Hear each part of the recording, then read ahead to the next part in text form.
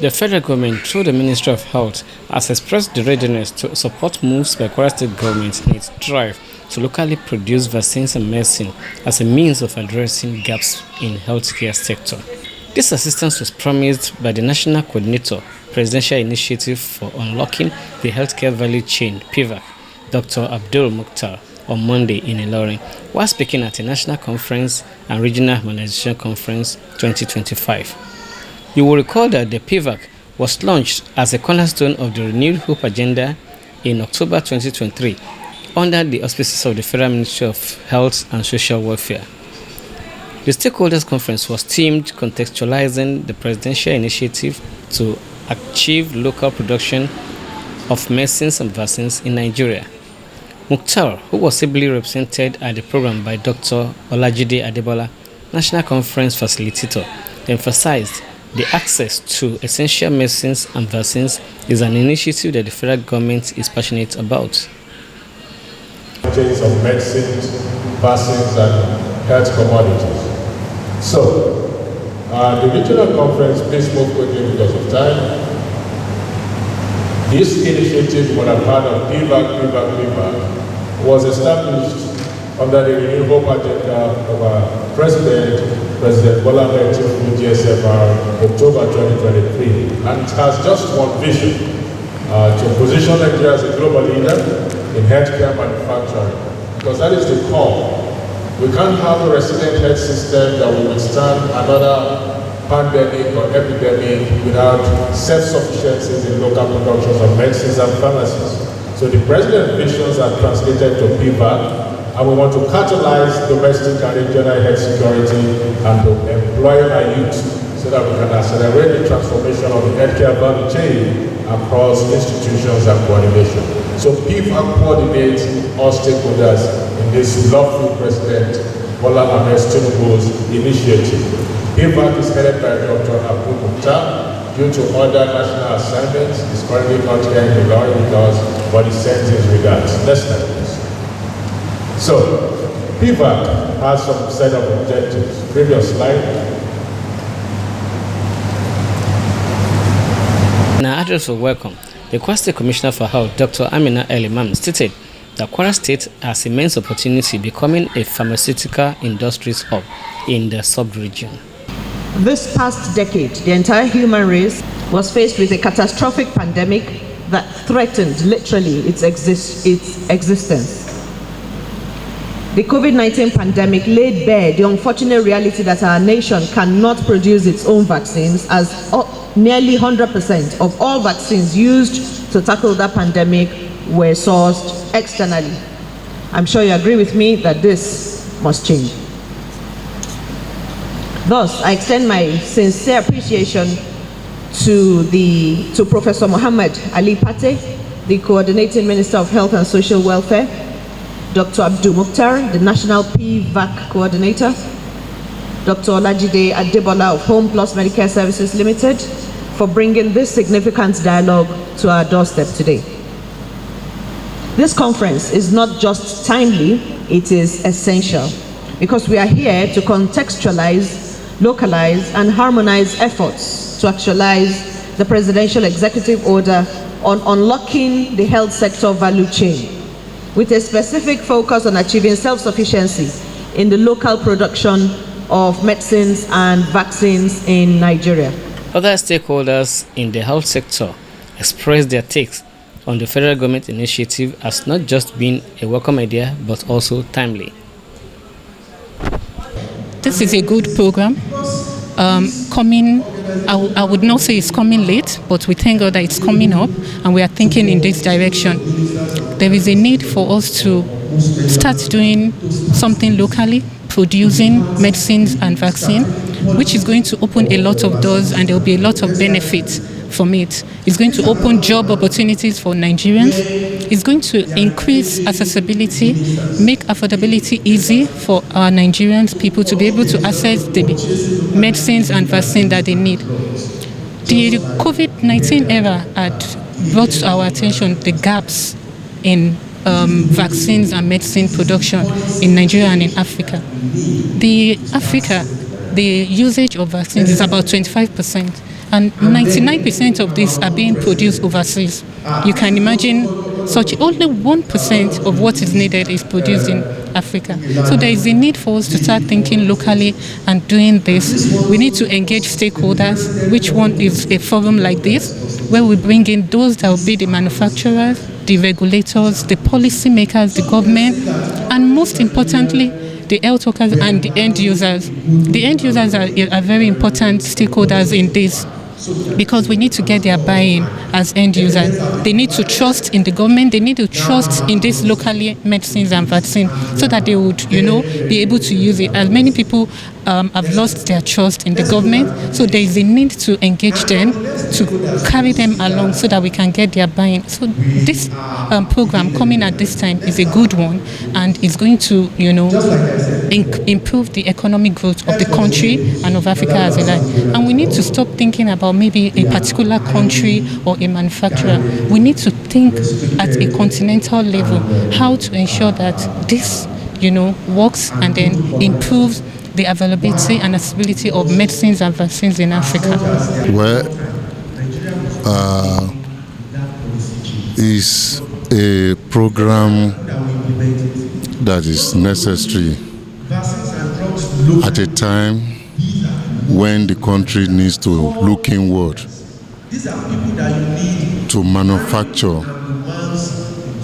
vaccines, drugs that are needed for this country as well as other countries of the world. We have all what it takes in this country. The country is highly blessed abundantly in terms of human resources as well as other natural resources. There are so many things, the raw materials that are needed for the manufacturing of drugs that are available in this country. We've been relying on the importation of some of these drugs, and we knew what we went through as a nation during the various pandemics that we passed through, like the Ebola, like the recent one, COVID-19. It was a traumatic experience for the nation. So this initiative by the government is a way of bailing the country out from such crisis. So if we look inward, since God has blessed us, endowed us with what it takes to produce these drugs, then by the time we start producing them locally, then you discover that the country will benefit a lot from it in terms of creation of jobs for the people, industrialization of the country, even the revenue for the government. So there are so many things, and we reduce the domination. We have foreign dominance in terms of almost everything in this country. So we'll be able to, the self-reliance will be there. That means we create so many things. The multiplier effect on the economy. We boost employment, just like I've said, revenue for the government. Dissect the various stakeholders along the value chains of vaccines and drugs. And we recognize in 2023 we carried out a study using Nigeria as a case study, and we learned from past experiences in enacting new policy in Nigeria, health policy in Nigeria. And we noticed that the first stakeholders to be considered are those that provide evidence that we trigger the policy change or policy enactment. And those providers of evidence are doctors, researchers, elder health workers that have data and information on the need for us to change either existing policy or to have a new policy. So the next step is, how do we engage the policymaker, because they are constitutionally saddled with the policy, and so how much evidence have we been able to provide? How rightly have we put those evidence on their table, and how well have we spoken their language for them to understand the evidence and the need that the evidence would benefit the population.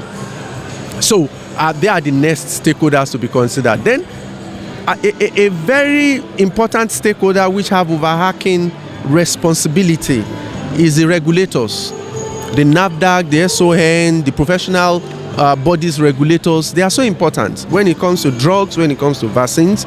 If they are not carried along, unwholesome drug, counterfeit drug,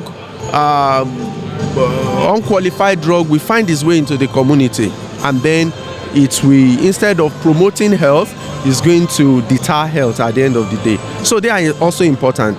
Then the next one are the manufacturers, the distributors of these drugs, the marketers of this drug. The people that are bringing their money to invest in the country, how well are we engaging them? How well are we ensuring that their investment is secured? How well are we ensuring that there is an enabling environment? How well are we sure that the bureaucracy within our system, the corruption within our system will not chase them back? These are all the things we need to assure them of, and this is the time to start engaging them. Then we move on to the next stakeholders, which are pivotal, and those are the dispensers and the prescribers. Those that are going to prescribe the vaccines, the drug, or dispense them, how well have we taken them along right from now? How well have we convinced them that the best way to go is to locally produce our drug, and that the drug that we are going to produce locally is going to be as qualified and as quality as those that are sourced or imported from elsewhere? So it is important. If the prescribers and the dispensers are not convinced, then you don't expect the end users to buy in to whatever we want to do. So this is the time to do. Then the barber of them all is the end users, the community people. People already have certain misinformation, disinformation, and even vaccine hesitancy already. We know what played out during COVID. So if we don't engage the community people, the end users now, you'll be surprised that at the end of the day, we will produce those drugs locally and vaccines, but they will have their doubts. And if they have their doubt, the doubt will spread like wildfire. Misinformation will come in, disinformation will come in. It is so important that we need to start engaging them now. John? Well, to start with, there is no endeavor in Nigeria or anywhere else that will not have its own challenges. Challenges are constant for all forms of endeavors. And identifying these challenges early actually puts us in a good light, and it puts us in the right path to ensuring we achieve whatever aim we hope to achieve. Yes, we foresee a lot of challenges for the vaccines. Like it is said, for all things we do, there's need to commit funds to it. Now, the commitment of that funds, who is going to commit that funds? How much are we committing to the funds? Because to produce vaccine, it's no mean feat. You have to get the equipment you need to produce the vaccine. You have to get the funds to get the raw materials you need to produce the vaccine. So to actually achieve this, you have to think about the funds. Then after you've produced the vaccine, you have to distribute the vaccine to where they are needed. How do you get it to the people that will need it? How would you get the people that will need it to accept it? Those are the challenges we need to think about, the things we need to foresee, to see how we can work around all of this and ensure that we are not just producing the vaccine, we are getting the vaccine to be used by our people that will need it, and we are improving the healthcare sector. I'm a 400 level medical student at College of Health Sciences, University of Ilorin. Okay, concerning achieving the local production of medicines and vaccines in Nigeria, my take from this program is that the government should try and build infrastructures that would help local production of resources in the country. For example, from Mr. Oladimeji, if I can remember, he talked about cornstarch being imported from other countries, and I believe that it can be gotten from states like Benue, Kwara, and other states. So in states like, my concern is that states like Benue, where there is insecurity, the government should establish security for the people so that they'll be able to freely go to the farms and produce cassava, that they can easily get cornstarch.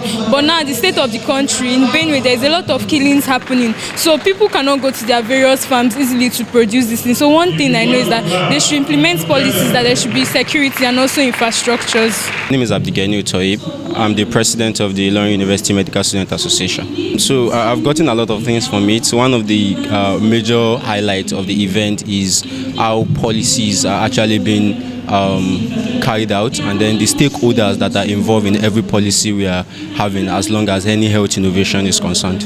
Of course, there has always been challenges when it comes to things like this. One of the challenges is adoption by, most importantly, the people that will be using these vaccines, which are the end users.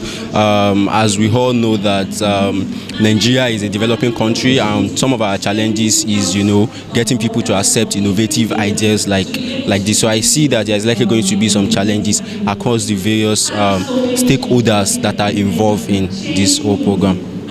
With this development, it is believed that in no time, all things being equal, the vision of President Bola Ahmed Tinubu in his renewed hope agenda and presidential initiative for unlocking the healthcare value chain, PVAC, will drive the passion of Governor Abdulrahman Abdulrazak in Kwara State to produce medicine and vaccine locally in Kwara State. No doubt, challenges will occur, but the passion to succeed will drive the efforts to success. Everyone, I would love to urge you all to watch Newsbeam TV. It's educative, innovative, informative, and entertaining. Thank you very much.